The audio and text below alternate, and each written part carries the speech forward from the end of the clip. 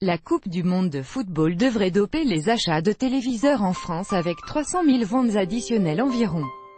De plus en plus présents, les modèles OLED possèdent de vrais atouts pour regarder les matchs. Mais quelques faiblesses aussi.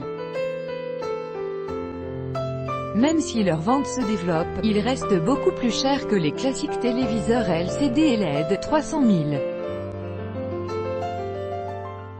C'est peu ou prou le nombre de Français qui va profiter de la Coupe du monde de football pour reléguer au vestiaire leurs vieux téléviseurs.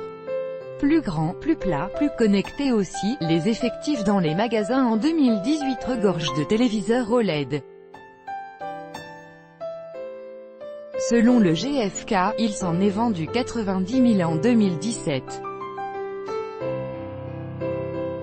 La barre des 100 000 devrait être franchie cette année. Grande taille sur le terrain, les téléviseurs classiques privilégient toujours la technologie LCD LED avec son rétroéclairage à partir d'ampoules LED, situées le plus souvent dans la base de l'écran. Samsung, avec sa technologie QLED aux couleurs extrêmement nuancées, fait aussi partie de cette équipe. TV Hello Baby Medium Light Skin Tone.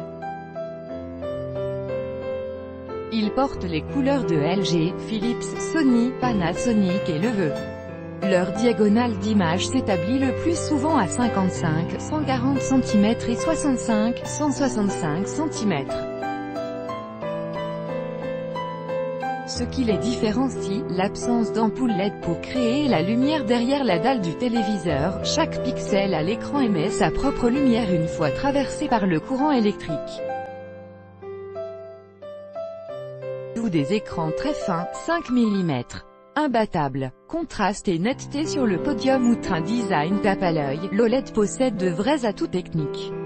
Le premier, des images qui affichent des contrastes infinis.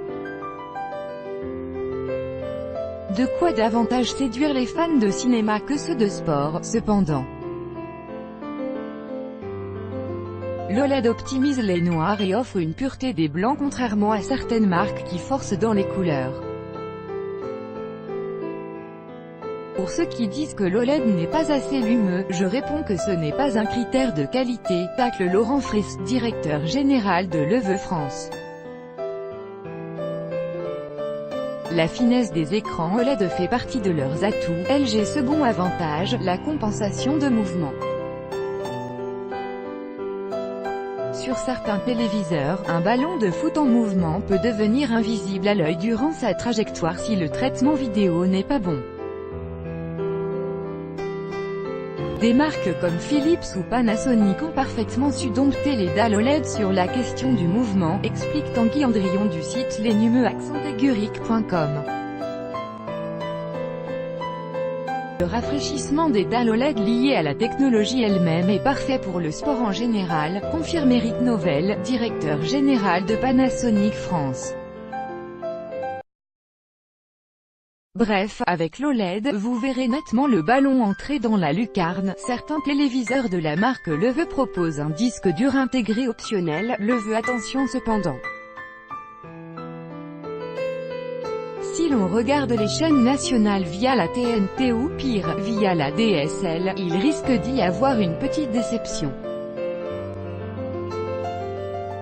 L'OLED est une technologie magnifique mais en aucun cas garantie d'une qualité d'image au top. Tout dépend du travail du constructeur derrière la dalle et de la qualité de la source vidéo, met en garde Franck Ladoire, rédacteur en chef du magazine av.com. L'OLED est à privilégier en 4K, avec un usage via la fibre ou le satellite, donc. Ou avec des Blu-ray 4K. Des prix 4,5 fois plus élevés reste la question du prix. Au centre du terrain, de nombreux modèles OLED passent à l'offensive autour de 2 000 €, un vrai handicap. Selon nos informations, le prix moyen d'un téléviseur devrait s'établir en France en 2018 à environ 453 €, toute taille d'écran confondue.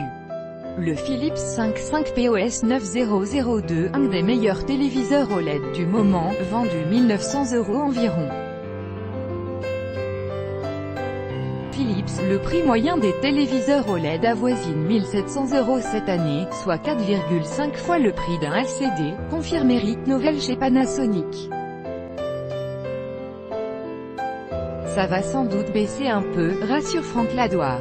Tout dépendra des capacités des usines de LG Display, seul producteur de dalles OLED, à alimenter le marché.